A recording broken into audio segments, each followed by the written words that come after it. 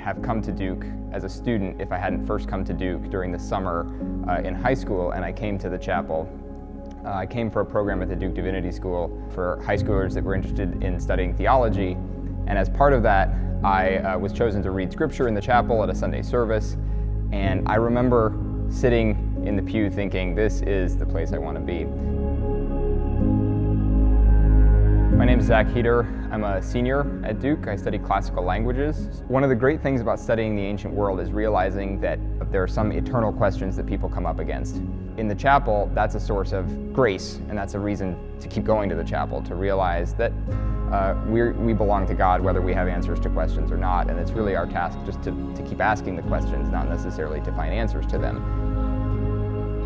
On many different occasions, I've been a reader in Duke Chapel, reading scripture on Sunday mornings, and I think my time at Duke has involved relating to those texts in such different ways. I've been in the Rubenstein Library, where I see manuscripts of a gospel that came from somewhere in the Middle East centuries and centuries ago, and we can learn something about where it came from and how we ended up with it here and the way that we exchange ideas. And then I find myself standing at the lectern in Duke Chapel reading those texts to a group of people who are very, very distant from their authors and from the time in which they were written, but who still think that there's something valuable in them. So for me, Duke Chapel is the place where all of those come together. For as much as academic departments prepare us really well to do certain technical things and go on in our careers, they don't always do a lot to help us think about why we care about something. It's one thing to go to class, but it's another thing to understand why you're going to class and why it's important to you to be going to school at all, and why you want to get a degree and what you want to do with your degree. And the chapel has forced me to wrestle with the question of what I feel called to do, and to use language like calling and vocation that you don't hear anywhere else on campus. But if you're a person of faith, those are things that you really want someone to help you think about. So I've found that at the chapel.